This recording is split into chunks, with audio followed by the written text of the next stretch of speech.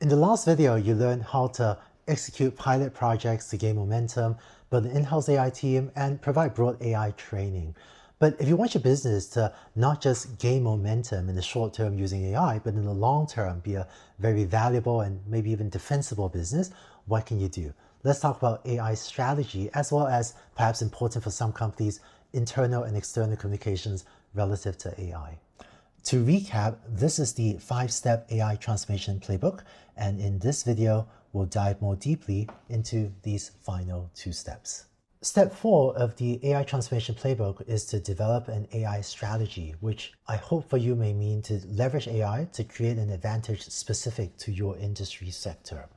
One unusual part of this playbook is that developing the AI strategy is step 4, not step 1. When I shared this with many CEOs, a consistent request or piece of feedback I got was, can you please put the strategy as step 1? Because I'm going to figure out what is my company strategy, then want to find the resources, and then I'll execute on the strategy. But I found that companies that try to define the strategy as step 1 before getting your feet wet, before trying out AI and knowing what it feels like to build an AI project, companies like that tend to end up with sometimes very academic strategies that are sometimes not true to life. So for example, I've seen some CEOs copy and paste newspaper headlines into their strategy. We read that data is important, so you say, my strategy is to focus on collecting a lot of data. But for your company, that data may or may not be valuable. It may or may not be a good strategy for your company. So I tend to recommend to companies to start the other steps first, execute the pilot projects, start building a little bit of a team, start providing some training so that only after you understand AI and understand how it may apply to your business that you then formulate your strategy. And I think this will work much better for your company than if you try to formulate an AI strategy before your company, including specifically the executive team, has some slightly deeper understanding of what AI can and cannot do for your industry sector. In addition, you might consider designing a strategy that is aligned with the virtuous cycle of AI. Let me illustrate that with an example from web search. One of the reasons that web search is a very defensible business, meaning it's very difficult for new entrants to compete with the incumbents, with the existing large web search engines, is this. If a company has a better product, maybe a slightly better product, then that web search engine can acquire more users, and having more users means that you collect more data because you get to observe what different users click on when they search for different terms, and that data can be fed into an AI engine to produce an even better product. So this means that the company with a somewhat better product ends up with even more users, ends up with even more data, and does an even better product with this link being created by modern AI technology. And it makes it very difficult for a new entrant to break into this self-reinforcing positive feedback loop called the virtuous cycle of AI. Fortunately though, this virtuous cycle of AI can be used by smaller teams entering new verticals as well. So I think today it's very difficult to build a new web search engine to compete with Google or Baidu or Bing or Yandex. But if you are entering a new vertical, a new application area where there isn't an entrenched incumbent, then you might be able to develop a strategy that lets you be the one to take advantage of this virtuous cycle. Let me illustrate with an example. There is a company called Blue River that was acquired by John Deere for over $300 million US. And Blue River makes agricultural technology using AI. So what they did was build these machines that would be towed behind a tractor in a big agricultural field, and this machine would take pictures of crops and figure out which is a crop and which is a weed, and use precision AI to kill off just the weeds but not the crop. So I knew some of the founders of Blue River while they were Stanford students taking my class. And so to get the project started, they actually just used scrappiness and sweat. They used their personal cameras and went out to a bunch of farms and took a lot of pictures of crops in these agricultural fields. So they started to collect pictures of heads of cabbage and weeds around the cabbage. Once they had enough data, starts off with a small data set, they could train a basic product. And the first product, frankly, wasn't that great. It was trained on a small data set, but it kind of worked well enough to start to convince some farmers, some users, to start to use their product, to tow this machine behind the tractor in order to start culling weeds for the farmers. And once this thing was running around the farms through the process of taking pictures of heads of cabbage and killing off weeds, they naturally acquired more and more data. And over the next few years, what they did was they were able to enter this positive feedback loop where having more data allows you to have a better product, having a better product allows you to convince more farmers to use it, and having farmers use it allows you to collect more data. And over several years, entering a virtuous cycle like this can allow you to collect a huge data asset that then makes your business quite defensible. And in fact, at the time of acquisition, I'm pretty sure that they had a much bigger data asset of, pictures of heads of cabbage lying in a field than even the large tech companies had. And this actually makes the business relatively defensible from even the large tech companies that have a lot of web search data but do not have nearly as many pictures as this company does of, heads of cabbage lying in the agricultural fields. One more piece of advice. A lot of people think that some of the large tech companies are great at AI. And I think that's true. Some of the large tech companies are very good at AI. But this doesn't mean you need to or should try to compete with these large tech companies on AI in general, because a lot of AI needs to be specialized or verticalized for your industry sector.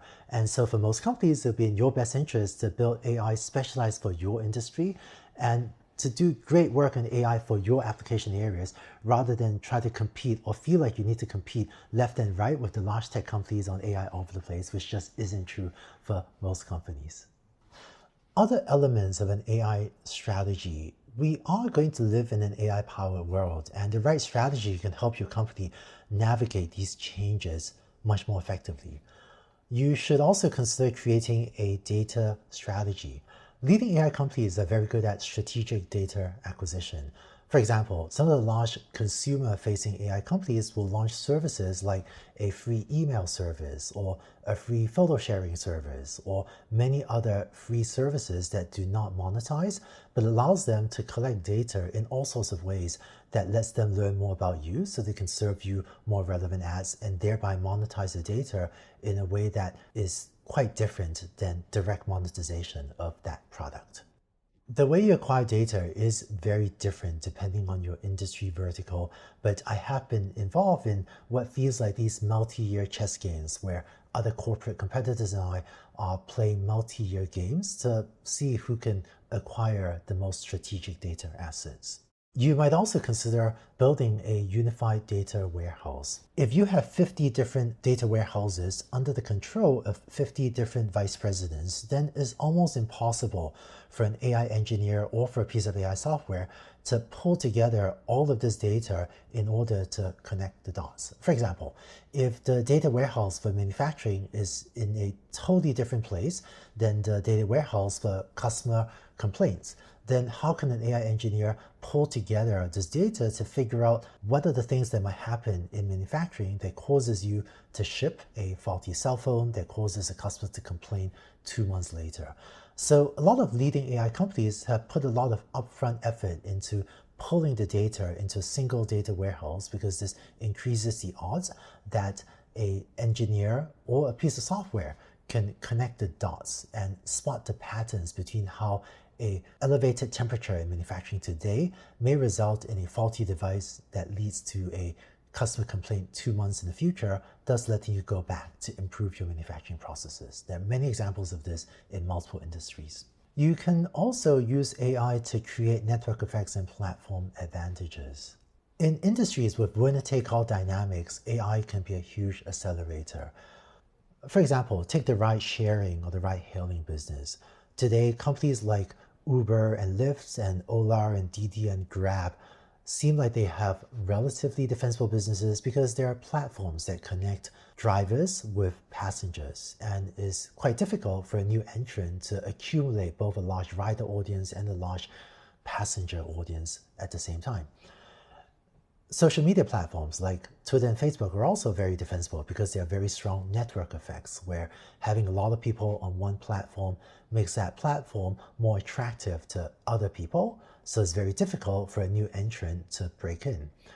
If you are working in a business with these types of winner-take-all dynamics or winner-take-most dynamics, then if AI can be used to help you with growing faster, for example, with accelerating user acquisition, then that can perhaps translate into a much bigger chance that your company will be the one to succeed in this business vertical. Strategy is very company and industry and situation specific. So it's hard to give strategy advice that's completely general to every single company. But I hope that these principles give you a framework for thinking about what might be some key elements of an AI strategy for your company. Now, AI can also fit into more traditional strategy frameworks. For example, Michael Porter many years ago had written about low cost and high value strategies. If your company has a low cost strategy, then perhaps AI can be used to reduce costs for your business. Or if your company has a high value strategy to deliver really, really valuable products but at a higher cost, then you might use AI to focus on increasing the value of your products. And so AI capabilities can also help augment existing elements of a broader corporate strategy. Lastly, as you're building these valuable and defensible businesses, I hope that you will also build only businesses that make people better off. AI is a superpower. This is a very powerful thing that you can do to build a great AI company. And so I hope that whatever you do this only in ways that make humanity better off. The final step of the AI transformation playbook is to develop internal and external communications. AI can change a company and its products, and it's important to communicate appropriately with the relevant stakeholders about this. For example, this may include investor relations to make sure that your investors can value your company appropriately as an AI company. Investor relations may also include government relations. For example, AI is entering healthcare, which is a highly regulated industry because government has a legitimate need to protect patients.